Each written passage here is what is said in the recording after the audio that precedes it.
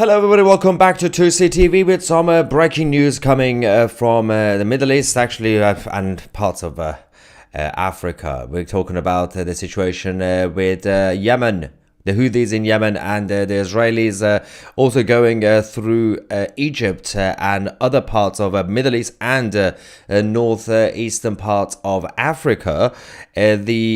Throughout the day, we've had a huge number of attacks, around 30 attacks so far that have been carried out by the Israeli Air Force.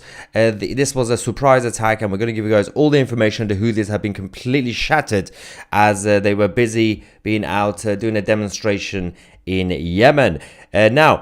Before we give you guys the information, don't forget, of course, to get your 2CTV Plus annual subscription with 50% discount, WIN50. The promo code is WIN50. Go to 2C.tv, join 2CTV Plus. Now, let's talk about what's been going on, because there was a bit of a massive gathering, obviously, happening in Yemen. There were also other parts of North Africa and the Middle East in demonstration in solidarity with the Islamic resistance, essentially. So we've had supporters of Hamas and Hezbollah and others going around doing their own demonstration, and they was massively surprised when the Houthis were completely hammered by the Israeli Air Forces. And now, let's go to the first video. This was the moment of the actual attack, and then we're going to show you the reaction.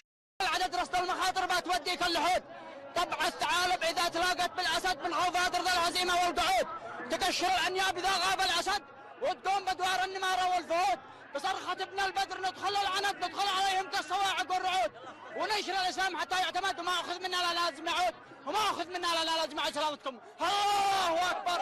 الموت أمريكا، الموت لإسرائيل، اللعنة على اليهود، النصر الإسلام. إذن هناك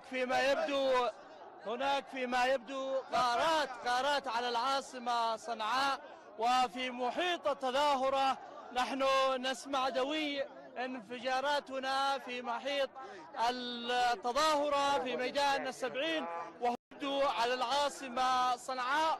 وفي محيط التظاهرة هنا فيما يبدو على منطقة النهدين، ونحن نواصل هذه التغطية كما تواصل الجماهير بكل كبرياء، بكل أنفة، بكل حمية، بكل غيرة.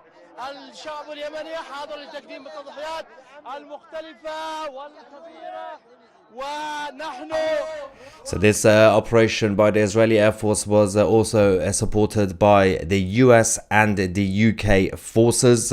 This was a short-term coalition between the West and the Israelis in order to do the surprise attack. Of course, as you can tell, the tide is turning with the return of President Trump in 10 days' time. The foreign policy from the Western side is already changing, because they know that the new administration will require a different type of attitude and approach to the enemies in the Middle East. So their demonstration in Yemen and other parts were completely ruined, but it's not really too much of a bad news for them, because they're always looking forward to becoming martyrs. So I'm not really sure what they're complaining about. So we had that to deal with. Then, of course, other footage came out. These are all the other cities that had the demonstrations, and then, of course, at the same time, we had the massive airstrikes on the Houthi bases. I think we can go to the second video as well. There we go. اليمن أهل البأس الشديد، الأخوة الذين لا زالوا جالسين، نرجو من الجميع الوقوف لتصل رسالتكم من هذا الميدان بكل بأس وإيمان وعنفوان إلى العدو وإلى كل دول العدوان الجبان بغاراتهم أمامنا كالقش بالأضعف. فليسمع العالم أجمع صوتنا وهدير صوتنا وثورتنا الباقية بإيمان كل الإجرام. نتحداك يا صهيوني، نتحداك. I love how victorious the speech is. Meanwhile, across the road, their allies and their friends are getting completely eliminated. It's absolutely fascinating, the sort of attitude you get from these weirdos. They make a speech to their own supporters, making them think that they're actually winning, when in reality they're all being destroyed. So the report we had initially from Al Arabiya said that about 30 attacks were carried out against the Houthi targets in Maran, Sana'a, and Hodeidah. Obviously, the Hodeidah one was the controversial one. The UK and the US forces were also involved, especially with the Hodeidah strikes. And now, following that, we did have a short statement from the IDF and, of course, the Israeli Air Force as well, saying that the Air Force fighter jets directed by the intelligence and navy branches recently struck terrorist targets belonging to the Houthi regime along with Yemen's western coast and in its interior. So one of the things that a lot of people were expecting, they thought, when the first report came out, people thought, oh, this is just a retaliation because of what the Houthis did. But actually, the Israeli government said, no, this was pre-planned. I love how the Israelis are like, no, this is not really retaliation. We're just doing what we were supposed to be doing. With the help of the UK and the US, this is exactly what they were planning this for weeks. Now, does that mean that on top of this, should we expect the retaliation, the official retaliation from the Israelis? Because of what's been going on over the last few days when the Houthis have been attacking Israel. But I'm guessing probably at this point. We do have also another video from a different angle of the moment of the attack. Obviously, a number of attacks happened, but let's quickly go to the next one as well. Have a look.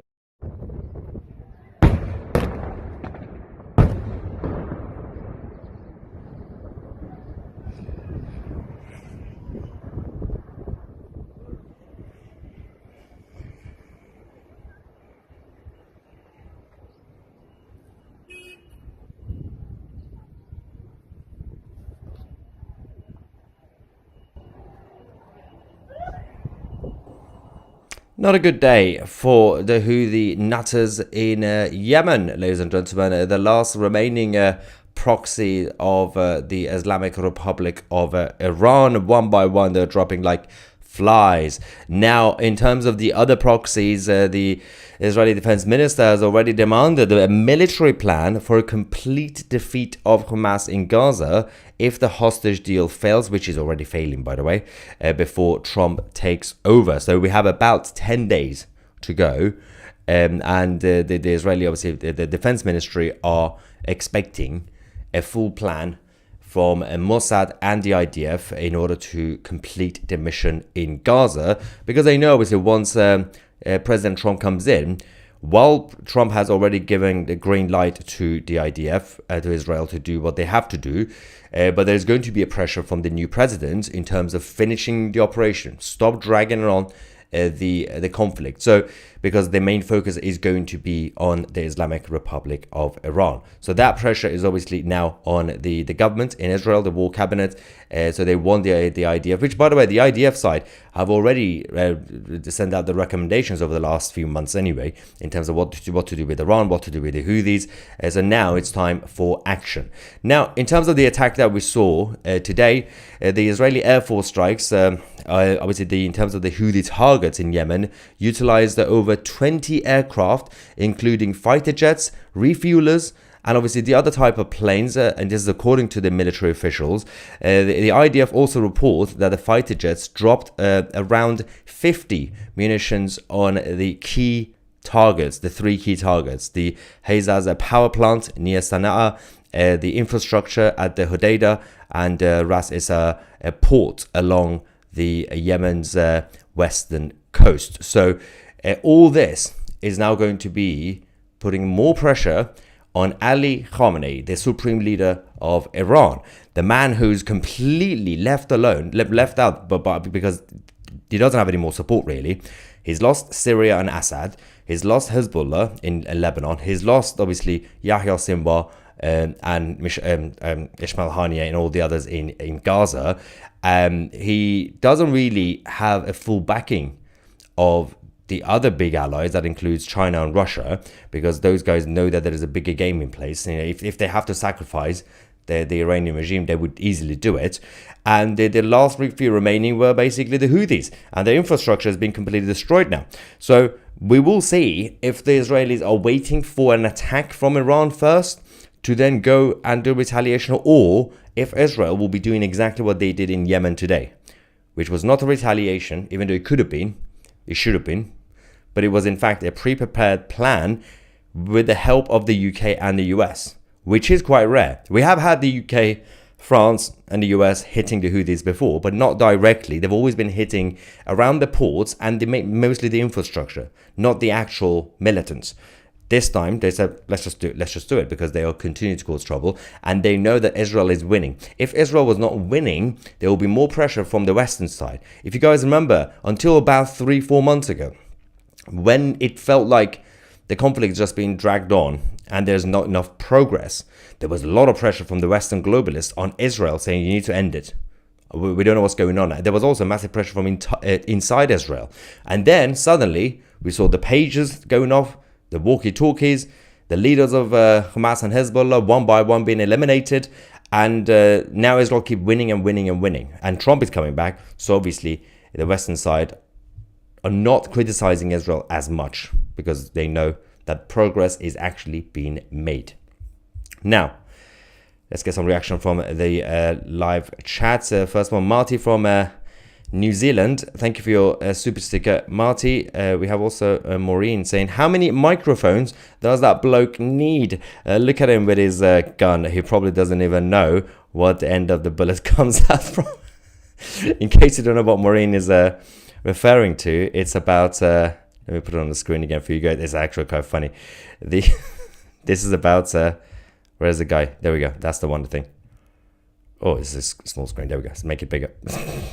So the Houthi. There we go. Look. Do they really need all those regional microphones? It's so embarrassing.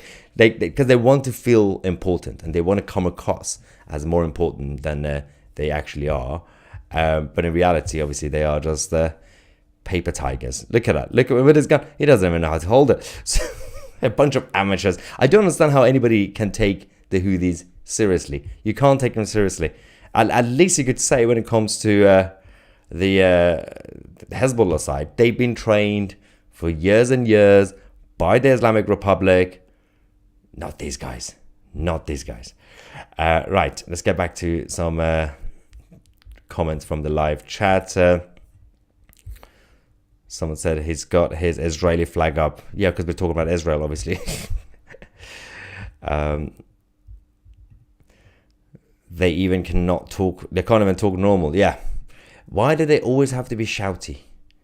They've been watching Adolf and his speeches way too much.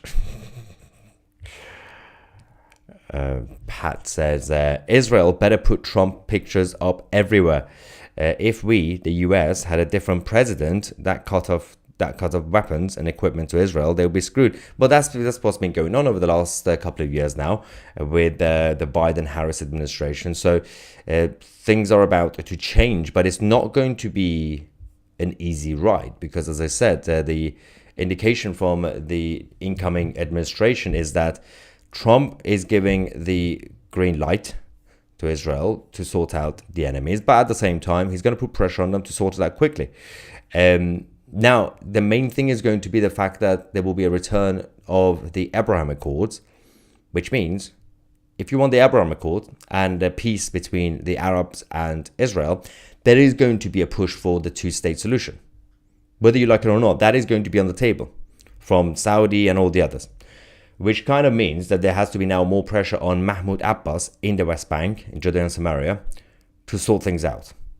Either go away and let someone else take control of the West Bank, the Palestinian Authority, or man up and stop being a traitor. Because the West Bank side, they still have a lot of jihadis that they need to sort out. If they want to have a serious conversation about a two-state solution, which right now is almost impossible, they have to sort out the Palestinian Authority. It's very difficult to see, and I can understand from the perspective of a lot of the Israelis saying, no, we can't even talk about that right now. But there has to be some sort of conversation eventually, and there has to be compromises from the Arab world. I know Saudi, UAE, and all the others want to keep pushing for two-state solution for obvious reasons, because they believe if the Palestinians have their own official state, as long as it's not a complete terrorist state like Gaza, then they don't have to work, they don't have to deal with the Palestinian refugees and migrants. That's why the Arabs want it. But you can't have a two-state solution right now. It's not feasible when, one, we don't know what territory they're talking about. Is Gaza going to be separate, or is it going to be part of the Palestinian authorities, right? Who's going to be in charge?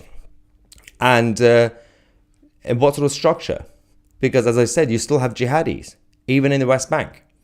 So you can't talk about any sort of two-state solution at this point when the other side, the so-called Palestinian side, have not come up with a proper proposal.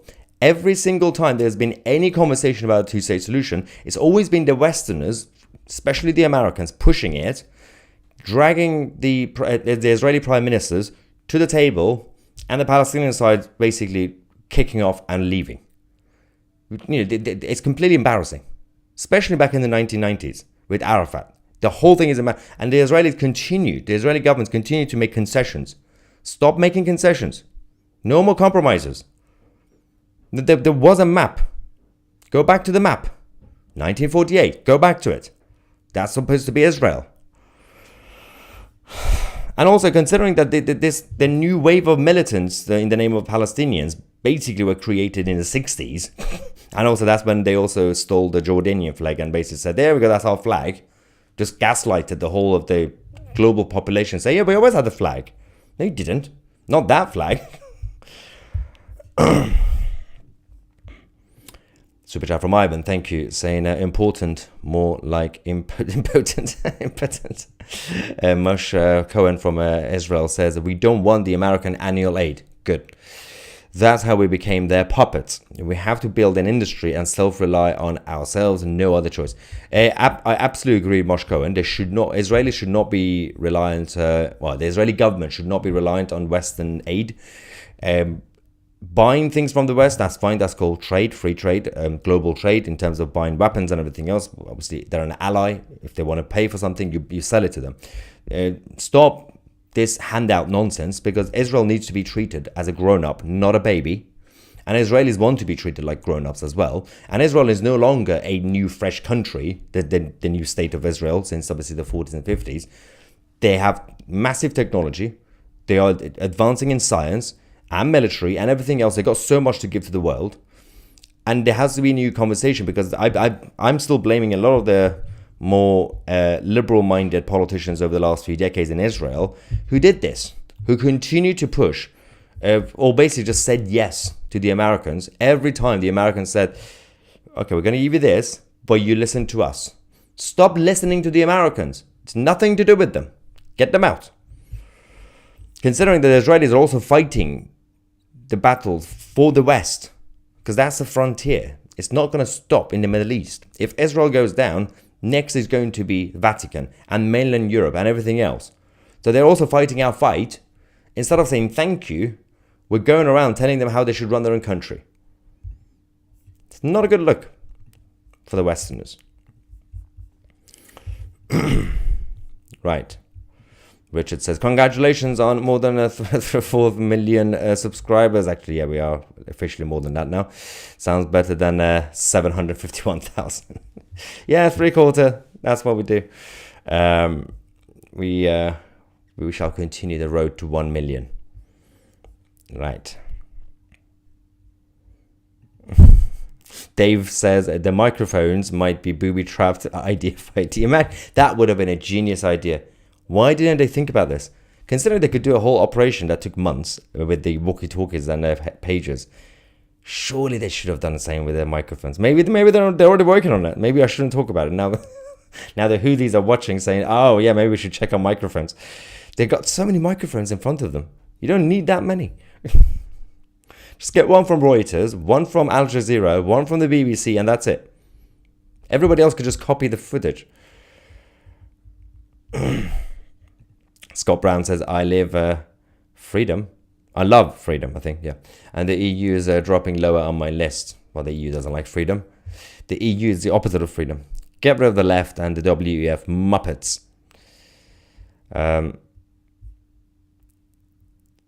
What is going on? There's a whole conversation happening between other people. What is this? Why don't Don't you believe that in a region without democracy, the most radical nation on the planet will embrace democracy?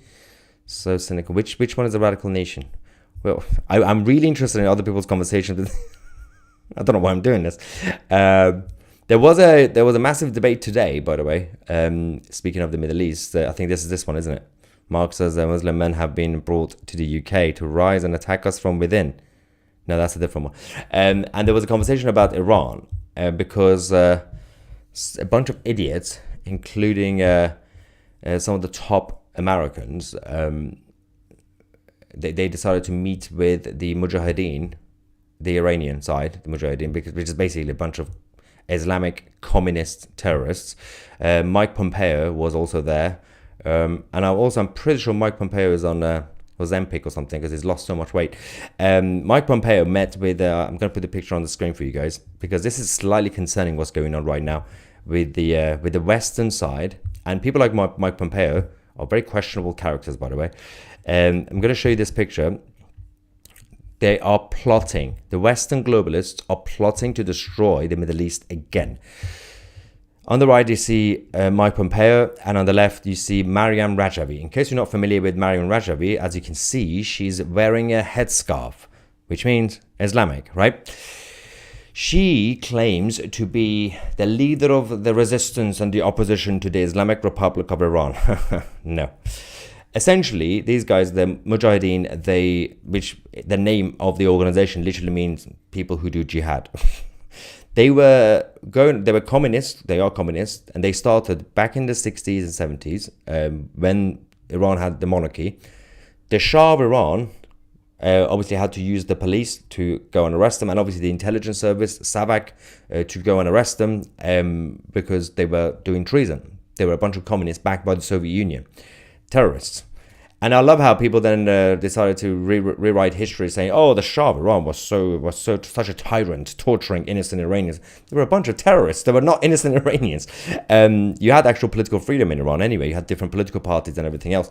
But don't be a communist. Don't be a terrorist. That happened. Then, when the paramilitary coup by the Islamic occupiers happened, these guys decided to get involved. Mujahideen got involved with the IRGC at the beginning. And they said, let's work together, right? And they had a first fake election. And then the IRGC decided to go and kill all of them. So these guys ran away. They went to Iraq. They were in Iraq for a long time. Now they moved to France. Obviously, France is always a safe haven for the nutters. These guys, they're a cult. Nobody likes them. Obviously, the IRGC don't like them. But the Iranian people don't like them because they are a cult. A communist Islamic communist terrorist.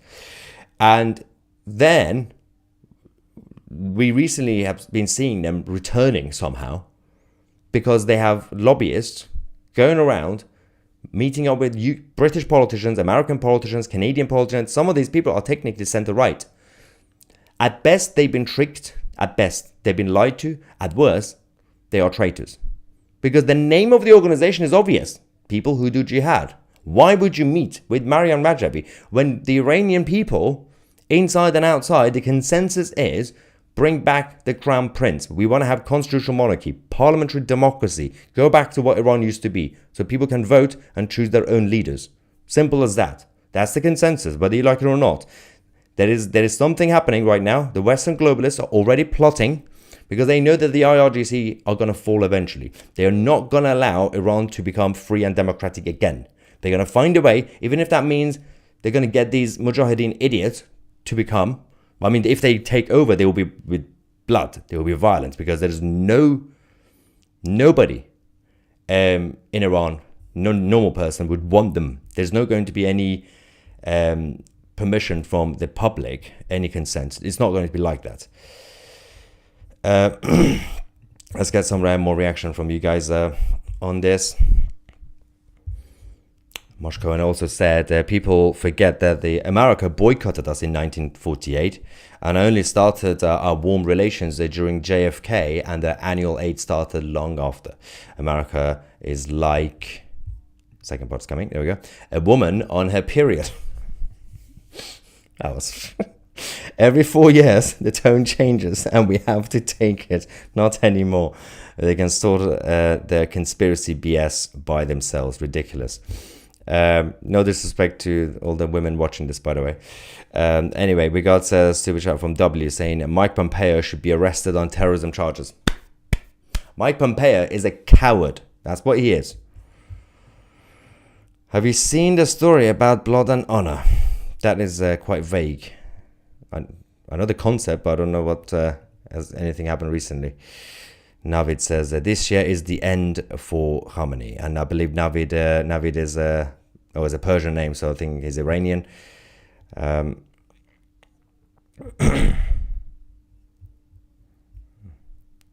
What is going on now? With the Alicia says, have you seen and heard the reform? Why are we talking about reform? Reform man who wants who wants to run for London mayor? XSA. Is that Anne? Yes, we have talked about Anne Milton. Actually, yesterday we talked about him obviously on the channel when we were talking about Reform UK. Yeah, there's been a lot of talks about Anne Milton, ex-SAS, running as London mayor candidate for Reform UK. I think 99% is guaranteed he will be the candidate. He might win. Super Sticker from New Zealand, thank you. And also John Curtin, thank you very much. Now, let's go back to some non-super chats. I don't know if it's me. It feels like, again, the internet is a little bit laggy. Even though I got high speed, I don't know what's going on. Laura says, hi Maya, can I just take this opportunity to thank you for all you do? Oh, that's so lovely. You're a true warrior, as is Tommy Robinson. Your mother would be so proud. Oh. Thank you, Laurie, as usual. The elites want Islam to dominate the world. They don't necessarily want Islam to dominate the world because it will backfire on them, but they would use Islam and anything that is anti-West to do the destruction in the world, to then rebuild it, a great reset, and then they could take back control as they wish. It's because it's not really in their interest for Islam to take over directly forever, because then they'll die as well. Yeah, people confirm I'm a little bit laggy. I don't know what's going on with it's better now, but it keeps coming and going. Anyway, ladies and gentlemen, this was the latest update from the Middle East. Israelis, backed by the US and UK forces, have completely destroyed the Houthis in a surprise attack. Make sure to check out the other video reports we've done earlier today about all the other issues, including the wildfire in Los Angeles, the truth about the fires in California, which we have exposed, which the mainstream media still refusing to discuss. Thank you so much for watching. I'm Maya Houthis, and we are the media.